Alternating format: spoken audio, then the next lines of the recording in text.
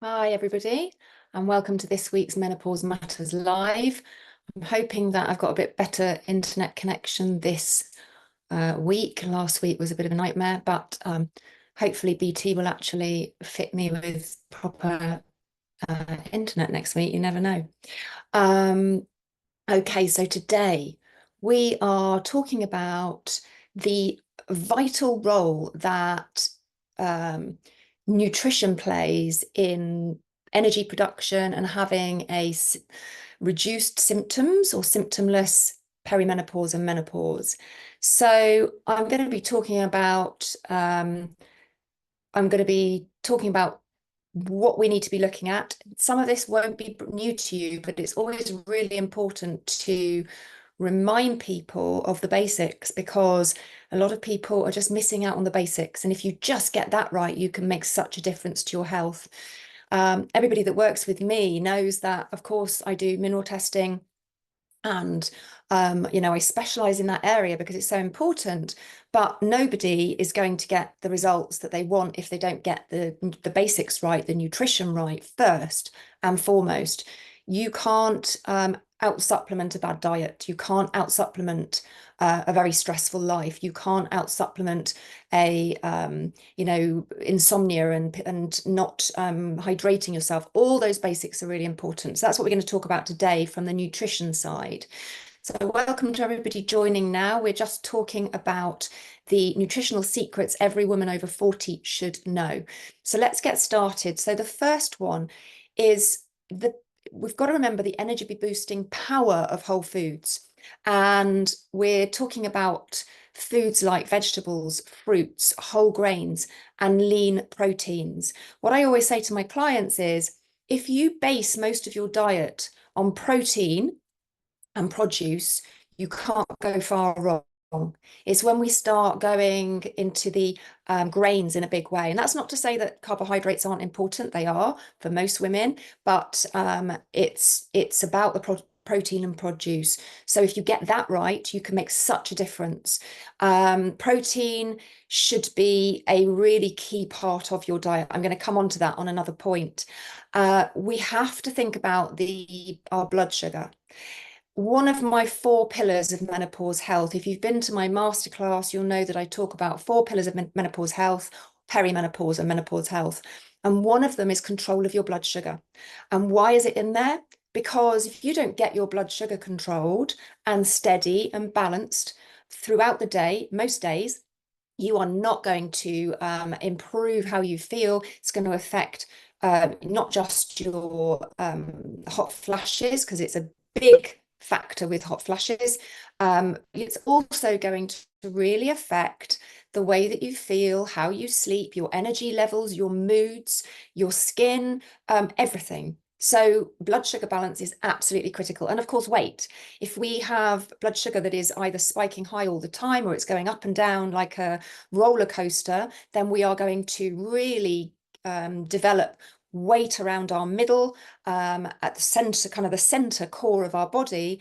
And as most of you know, when you hit perimenopause and your hormones start to fluctuate and change and you lose your progesterone and then estrogen starts to follow, then it's going to really impact much more if you've got uncontrolled blood sugar. You're going to suddenly see weight gain going on around your belly that you've never had before. And most people don't know how to control their blood sugar. They think that, they just need to eat less carbohydrates. It's much more to it. There's much more to it than that. And so it's really important to get a hold of that. Doing things like eating your vegetables first, then your protein, then your carbohydrates is a really good tip. Going for a walk for 10 minutes after you have eaten, especially if you've had quite a bit of carbs, or you've had a dessert or something like that, go for a walk for 10 minutes. That can really help stabilize blood sugar. There's loads of other tips as well that you can use to do that, but I haven't got time to talk about every single one today. Eating fiber-rich diet, really important. And as I said, protein and produce means that if you're eating lots of produce, you're going to be getting all the fiber that you need. A lot of people lack the fiber in their diet, and fiber helps with blood sugar, it helps with digestion. And so it's absolutely critical. And, you know, as I said, blood sugar is so important for energy, keeping steady energy and making sure that you sleep well. If you're waking up multiple times during the night, then you've got to look at, you can't just think, oh, well, it's because I'm lacking magnesium. It might be, but so often it's because actually your blood sugar's on a roller coaster throughout the day, and then it carries on a roller coaster throughout the night, and the body will wake you up to bring blood sugar back up when it drops too low. And that's a safety mechanism. It's to protect your health. It's to, you know, you can't have very low blood sugar, you would die. So that's why you're being woken up. Most people don't realize that, and they think that their blood sugar's okay. If you've been to your GP and your GP has taken your HbA1c and said that it's all okay, depends on the range that they're using. Also, your actual fasted blood glucose. Their ranges are much broader. They're looking for people who are not pre-diabetic and diabetic. You don't have to be pre-diabetic or diabetic to have unbalanced, uncontrolled blood sugar that affects your energy and affects your sleep. And so many of you have. I can't tell you how many of you have got issues with your blood sugar. Okay, I think I've made the point about blood sugar.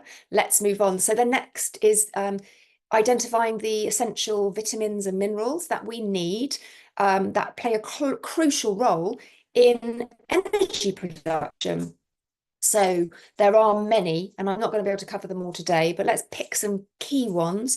Vitamin Bs, so the B vitamins, and there are a number of B vitamins, and many of them are implicated in needed for energy production. But one really critical one is B12, vitamin B12. And so, you know, the problem with a lot of people is they might be consuming enough foods with it in, but they don't necessarily have the ability to absorb it properly. So that's one thing. Foods that are rich in B12 are things like meats, so liver, especially organ meats, but red meat in general, salmon, and it is also fortified in some cereals, but I don't really like people to get it from that form. But there is plenty of it's not difficult to get B12 as long as you're not vegan. If you are, then you're probably going to need to supplement it. But if you are lacking in B12, because that can be tested by your GP, the issue often, if you're not vegan or vegetarian, is that you can't absorb it. So it doesn't matter how much you put in, you're not going to get what you need. Magnesium is another one. Everyone knows magnesium's got so many uses in the body, over 600 processes it's required for. And magnesium is deficient. People are deficient in magnesium. And even if you're supplementing it, doesn't necessarily mean, I keep saying this, that you are actually able to utilize it. If it can't get into the cells, it's less than useless. And so it's really important that, first of all, you are eating foods that are rich in magnesium, but also the cofactors that are required for magnesium to actually get to where it needs to be. Foods that are really good for magnesium are green leafy vegetables like spinach. Almonds and other nuts are really good sources of magnesium. Black beans is another one. If you look it up online, there's lists of foods that are rich in magnesium. You can supplement it, but you know, a lot of people are supplementing it and they're not actually getting the benefits of it, and you're wasting your money. So just be cautious of that. And then vitamin C rich foods, because the adrenals, which are one of your energy producing glands, they are very, very important for energy production. They need vitamin C. If you're not eating the foods that are rich in vitamin C, you're going to be lacking it. Oranges are really good, obviously, citrus fruits, strawberries, blueberries, raspberries, and also bell peppers. Bell peppers are really rich in it. The only problem is you've got to find organic ones, because peppers are one of the foods that are sprayed a lot with pesticides. So I don't, and the quantity of vitamin C in them is much lower because of that. So make sure that you're eating lots of those types of foods. You notice I didn't mention orange juice. It's too high in sugar. It spikes people's blood sugar. It's not a good source. Lemons are good. Limes are good. Having a squeeze of lemon or squeeze of lime in your water, that can add to your vitamin C intake as well. And then, of course, iron. Iron's really important, very similar to B12 in that if you haven't got good stomach acid, and you can't absorb it properly, then you're not going to have the benefits of it. And again, unless you're bleeding very heavily or there's some very good reason why you're depleted in iron, most people are not low in iron in their body. Even if you've been told by your GP you're anemic, if you eat meat and there's no big reason why you should be low in iron, then you've got to look at why you can't actually utilize the iron. Why isn't your body using it? Because that's what is being shown in the blood tests. And it's a number of things it can be. Absorption's one of them. If it can't be transported around the body, then that's another one. So you've got to look at that. But foods that are rich in it are, of course, red meat and white meat to a certain degree, but red meat's very rich in it because it's got heme iron, and the body likes and utilizes heme iron the best, much more so than plant-based forms of iron. So that is your best source. And then lentils and spinach again are good sources as well. And then omega-3 fats. This is another one that so many people are lacking in, and omega-3 fats are incredibly important. Not just for energy production, but for cardiovascular health, for skin health, brain health, etc. The reason that we're lacking it is because the best form of it is from fish, oily fish, and most people don't eat anywhere near enough oily fish to get the quantity that they require. That is one that I do recommend. You don't need to necessarily test to take omega-3 fats.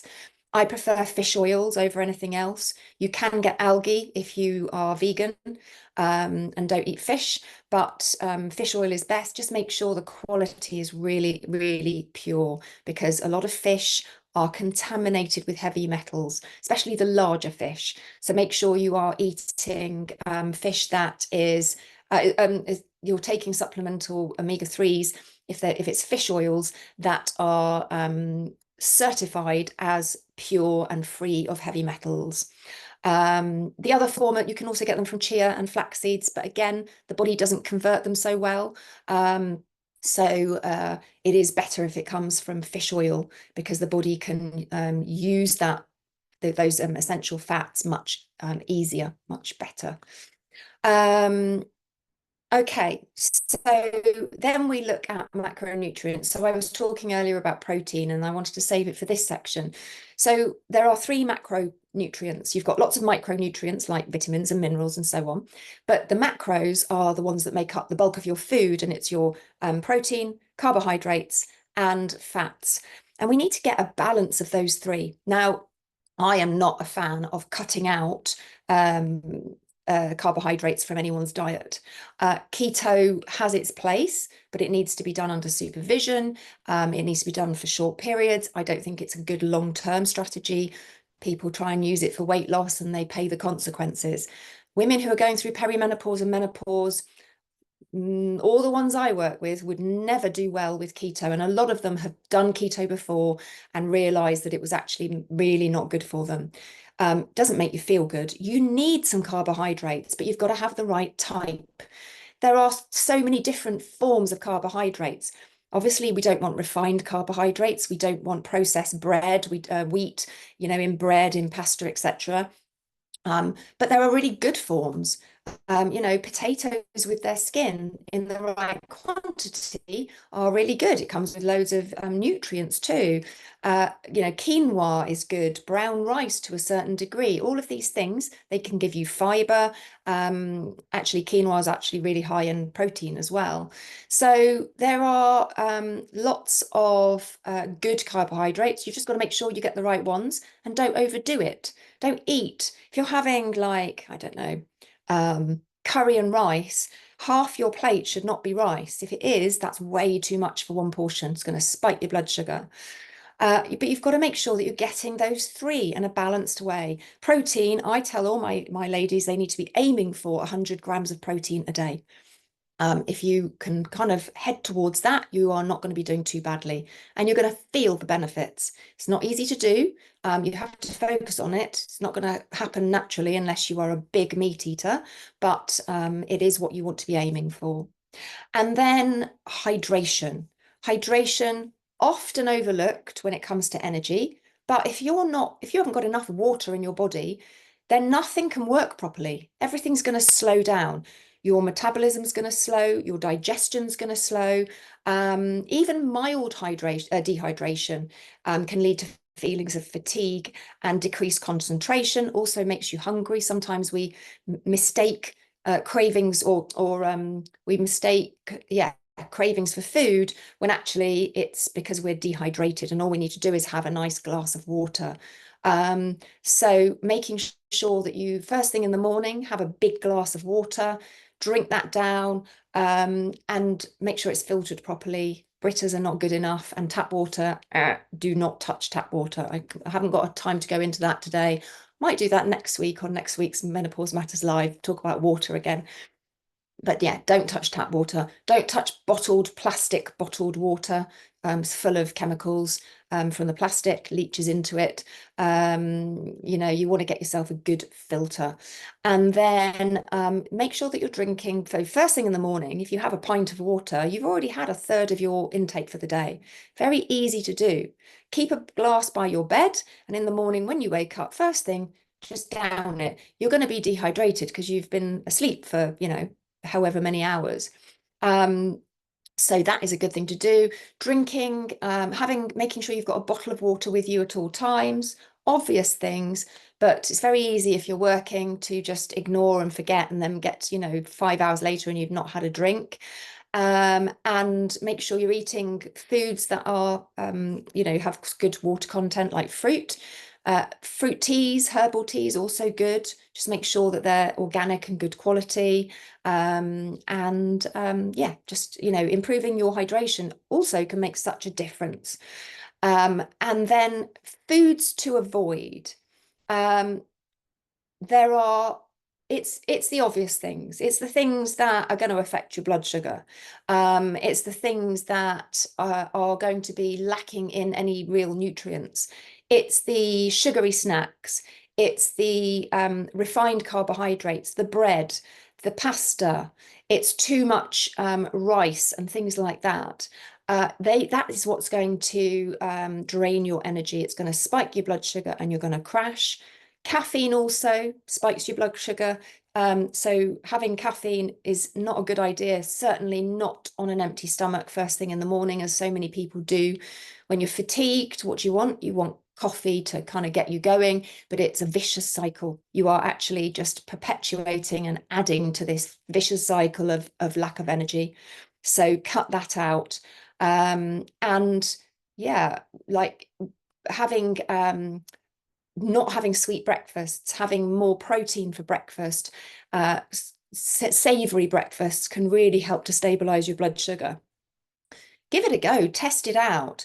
One day have your normal, granola with yogurt and fruit, which so many women who come to work with me think that they are doing the right thing.